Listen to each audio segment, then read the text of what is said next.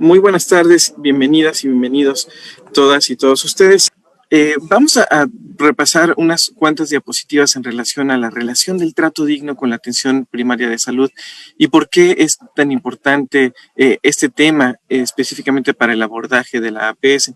Como ustedes saben, los que han seguido este seminario, este es el marco conceptual de la Organización Mundial de la Salud en relación la atención primaria de salud y efectivamente como comentó la maestra Jessica Margarita, en el apartado de prestación de servicios, en la disponibilidad de servicios efectivos de atención primaria de salud, nos encontramos con el apartado de respeto y confianza entre las personas y el personal de salud, y es ahí donde justamente entra el apartado de trato digno, porque son ciertas competencias que debe desarrollar el personal de salud para atender mejor a las personas, no solamente saber aspectos técnicos como saber hacer un buen diagnóstico y los buenos tratamientos, sino también los modos, las maneras y el respeto hacia la dignidad humana que tiene que ver con las personas que atendemos.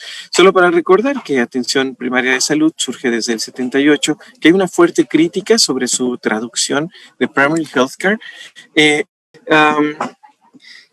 Entonces, bueno, les decía de la mala traducción de atención primaria de salud sobre primary healthcare. Primary healthcare en realidad se refería, la parte de primary se refiere a los aspectos prioritarios, esenciales, fundamentales o esenciales como tal. Una mejor traducción hubiera sido tal vez las acciones sistémicas esenciales para el cuidado de la salud. No solamente aquellas acciones que se hacen en primer nivel de atención, porque la palabra primaria muchas veces nos hace pensar en el primer nivel de atención. Es una abordaje sistémico, algunos lo consideran una estrategia, otros lo consideran un enfoque, porque finalmente se realizan, digamos, las mismas acciones, pero el enfoque es lo que lo convierte distinto. Insisto, es el apartado que nos relaciona con el trato digno y conviene recordar un poco que el mismo marco conceptual menciona los determinantes sociales y el contexto de las personas. Como ustedes saben, pues las personas nacemos con los mismos derechos bajo las mismas garantías individuales por parte de la Constitución mexicana, pero no siempre se garantizan esos derechos y es lo que va generando ciertas brechas y desigualdades entre la población. Es importante entonces que el personal de salud conozca, comprenda, visualice y visibilice esta situación para evitar malos tratos hacia personas que tal vez no hayan logrado garantizar sus derechos, o mejor dicho, que las estructuras sociales no les hayan permitido garantizar esos derechos. Como podemos ver aquí, en esta línea punteada, quise representar, digamos, que cuando nacemos, la Constitución nos da esos derechos, pero conforme pasa el tiempo y bajo la estructura social en la que hayamos nacido o nos desarrollemos, pues habrá ciertas circunstancias donde sí puedan valerse o garantizarse esos derechos que pueden verse aquí a la izquierda: derecho a la salud, derecho a un medio ambiente sano, pero también está el derecho a un trabajo digno, etcétera, etcétera. Que ustedes recuerden este aspecto, que la igualdad no es lo mismo que la equidad, por lo que es importante visibilizar esta situación también. Esta es la Constitución, el título primero, capítulo 1, y fíjense, desde el capítulo 1 viene que queda prohibida toda discriminación motivada por origen étnico, nacional, género, la edad y discapacidades, la condición social, condiciones de salud, opiniones, preferencias sexuales, estado civil o cualquier otra que atente contra la dignidad humana. Es decir, desde la primera página de la Constitución empezamos a hablar de dignidad. Y en la definición de atención primaria de salud que hemos integrado como equipo de trabajo para entenderla un poco mejor, pues es justamente ese enfoque que busca la organización y operación del sistema de salud como un todo. Y como un todo es un todo, desde la percepción del usuario, sus necesidades, de la sociedad, de los mismos prestadores de servicios. Y esta prestación de servicios debe ser de forma reflexiva, integrada, de alta calidad, oportuna, disponible, que considere las necesidades, que se base en una atención integral, que considere la promoción de la salud, con el máximo y genuino interés del personal de salud de mantener sana a la población bajo su responsabilidad, que se rompen paradigmas y que buscan incrementar el nivel de salud de las personas. Incluso se considera que las personas pueden modificar sus estructuras sociales con apoyo, por supuesto, y hacer uso de sus recursos para elevar su nivel de salud sin limitar la provisión de los servicios a aspectos meramente individuales. Pero cuando uno presta servicios, a veces hay situaciones o circunstancias de este tipo. Nadie me ve, pero yo sí me veo, ¿no? ¿Cuántas veces hemos visto esta situación donde son los policías de los centros de salud los que limitan el acceso a los servicios, los que definen o son el filtro? Estas situaciones suceden porque son procesos poco supervisados, digamos, son procesos del tipo al fin que nadie me ve. Pero hay muchos otros procesos, como el simple hecho de canalizar a un paciente, donde a veces no lo hago. ¿Por qué? Porque es poco supervisado, porque al fin que nadie me ve. O después del contacto con el paciente, tal vez no me lavo las manos porque al fin que nadie me ve. O no le levanto en los barandales después de revisarlo porque al fin que nadie me ve. No hago la pausa quirúrgica porque al fin que nadie me ve. Y nadie ve al interior del consultorio cómo estoy tratando a las personas, como porque al fin que nadie me ve. Esto es importante, que el personal de salud se dé cuenta que hay muchos procesos poco supervisados que dependen del factor humano. Esta es una imagen que encontré en internet muy interesante que dice, estas 4 acciones dicen mucho de las personas o sobre una persona. Cómo se trata un mesero, a un niño, un anciano o un perro, o un animal también dicen. No importa lo educado, talentoso, rico o inteligente que creas ser, tu forma de tratar a los demás es lo que realmente define quién eres. Esto es un aspecto muy importante porque la prestación de los servicios, insisto, no solamente la define qué tan bueno eres haciendo un diagnóstico o dirigiendo un tratamiento, sino de forma integral cómo tratas a las personas, y por eso es tan importante abordar estos aspectos en la prestación de servicios. Fíjense, en el iceberg lo que vemos son competencias técnicas. Lo que nos enseñan en la escuela es conocimiento técnico, diagnóstico, tratamiento principalmente, ciertas competencias que conocemos, pero todo lo que está debajo del iceberg, que refleja realmente quiénes somos, son ciertos principios como la integridad, el valor, la compasión, la contribución, la dignidad está por acá, que también se relacionan con características importantes para la cultura de calidad. Como ustedes saben, está la calidad técnica, la calidad interpersonal, que justamente es el trato digno, y otro rubro de la calidad es la seguridad del paciente. Entonces, justamente el aspecto interpersonal es muy relevante cuando hablamos de aspectos de calidad. Porque la satisfacción del usuario también es importante, pero más allá de la satisfacción del usuario, la garantía de sus derechos. Bien, entonces como personal de salud, muchas veces hemos escuchado este concepto de los derechohabientes y los no derechohabientes. Y normalmente en nuestra cabeza lo pensamos como, los de la seguridad social y los que no tienen seguridad social. Hay que ser explícitos. Cuando hablamos de derechohabientes debemos poner el apellido de derechohabientes a la seguridad social, porque en realidad todos en este país somos derechohabientes de la protección de la salud, porque así lo dice la Constitución.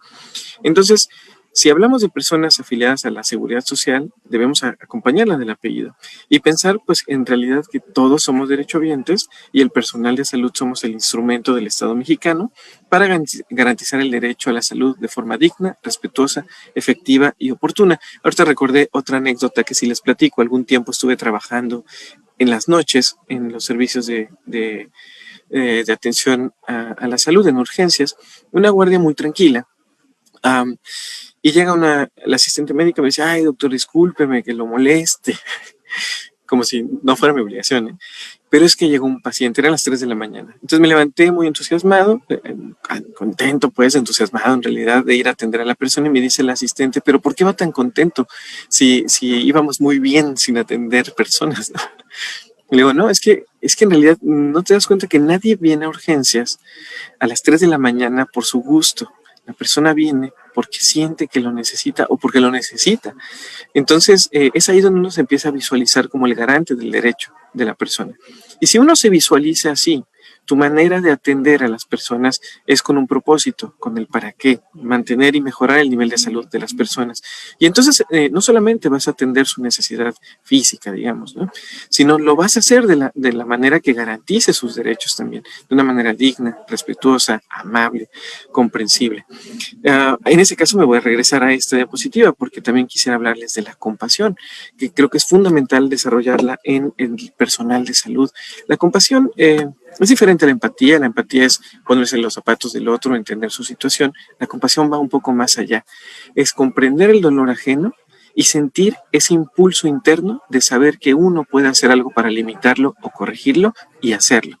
Es decir, la compasión te empuja hacia la acción y te lleva a corregir el dolor o el malestar o el peso de las demás personas. No tiene por qué ser necesariamente algo romántico, de ser compasivo o como un monje, sino es algo natural, algo nato, algo que surge, que sabe uno como personal de salud que puede limitar ese dolor y lo puede hacer de una manera amable, respetuosa y digna. Y me gusta mucho esta diapositiva porque justamente habla del respeto y confianza entre las personas y el personal de salud y viceversa. Tratar a todas las personas que utilizan los servicios como iguales, con el mismo valor y dignidad, y evitar toda forma de discriminación, como veremos en en esta reunión de expertos. Esto se expresa mostrando aprecio por las personas, por sus creencias, valores y sus preferencias. Es importante conocerlas, entenderlas, aceptarlas de alguna manera, pero principalmente respetarlas. Y del lado derecho, aunque no se alcance a ver muy bien, son algunos puntos donde se puede establecer relaciones de confianza. Hablar de forma directa, demostrar respeto, crear transparencia, aprender de los errores, demostrar lealtad, mejorar siempre, clarificar expectativas, practicar la solvencia, escuchar primero, mantener los compromisos y extender la confianza. Me gusta mucho este libro que justamente habla de eso. Cuando se genera confianza entre los equipos, entre las personas, las cosas fluyen de una forma más rápida y de la mejor manera, porque se apela a la confianza y a la confiabilidad, el generar un compromiso y cumplirlo. Eso incrementa la confianza entre las personas, el respeto también y la dignidad. Entonces, atención primaria de salud se centra en las personas, en las familias y en las comunidades, pero centrarse en las personas, debe uno considerar que la persona tiene sus esferas de determinantes sociales y sus esferas de bienestar, que se mueve en una comunidad, que tiene sus creencias y que el mismo sistema debe generar cierta accesibilidad, que es diferente al acceso. La accesibilidad es la manera en la que el sistema se adapta a las necesidades de las personas. Y si las personas tienen ciertas creencias o su cultura les permite ciertas cosas, el personal de salud debemos de identificarlas e, insisto, respetarlas y conducirnos con base en esa accesibilidad y respeto. Fíjense, entre los profesionales de la salud también es importante el respeto, la confianza y el trato digno. Este es un cuestionario que se hace para evaluar la cultura de seguridad de los pacientes, pero para evaluar la cultura en la institución hay una pregunta que podemos rescatar que dice: en mi área o servicio nos tratamos todos con respeto. Casi podemos asociar el respeto con la dignidad también, ¿no? Entonces, lo que yo les comento es, a veces podemos presentar el examen antes. Esta es la guía del examen, ese es el deber ser. Entonces, ¿qué debemos hacer? Tratarnos todos con respeto en los servicios. Y podemos rescatar el tema de los residentes, por ejemplo, ¿no? Cuando un residente mayor maltrata a un residente menor o un adscrito a un residente, también hay una estructura social y una estructura a veces normalizada que hay que visibilizar también, ¿no?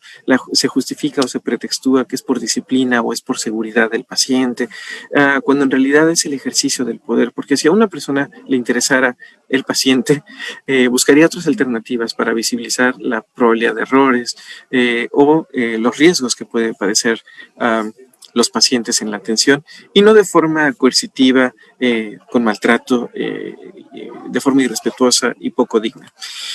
Finalmente, ¿qué podemos hacer? Educar a nuestro personal desde el punto de vista de la educación permanente. La educación continua nos sigue capacitando para los aspectos técnicos, diagnóstico y tratamiento para fines prácticos, pero la educación permanente considera la necesidad social. Y como las necesidades sociales tienen que ver con la garantía de derechos, el trato digno, intercultural, perspectiva de géneros, el humanismo, la visión de propósito social, es ahí donde entra la capacitación en atención primaria de salud, porque la APS finalmente atiende no solo la parte técnica, sino también tiene mucho que ver con la retribución, con el progreso social, es por y para la sociedad. Y eventualmente pues puede migrar, digamos, este tipo de educación hacia el aprendizaje a lo largo de la vida, donde, como ustedes ven, se correlacionan los tres de alguna manera. Hay una participación colectiva, un factor social, una mejora de la comunidad. Y finalmente, ya para cerrar esta participación, Estas son las 20 máximas de Paulo Freire. Rescaté dos para esta charla en particular. Dice, la cultura no es un atributo exclusivo de la burguesía. Los llamados ignorantes son hombres y mujeres cultos a los que se les ha negado el derecho de expresarse y por ello son sometidos a vivir en una cultura del silencio. Y cuando leo esto, pienso en todas las personas en una situación de vulnerabilidad a los que no se les es tratado de forma digna o respetuosa, para recordarnos que son personas que han sido silenciadas también y que es nuestra obligación hasta cierto punto generar un ambiente de un trato amable, digno, respetuoso, para romper ese silencio, escucharlos y adaptar mejor los servicios hacia las necesidades de ellos. Y la última es, la ciencia y la tecnología en la sociedad revolucionaria deben estar al servicio de la liberación permanente de la humanización del hombre. El humanismo es proteger lo humano, valorar lo humano. No solo lo humano, también todas las formas de vida, ¿no? Entonces es importante que nuestro personal de salud, nosotros mismos, percibamos esto y lo atendamos de forma integral.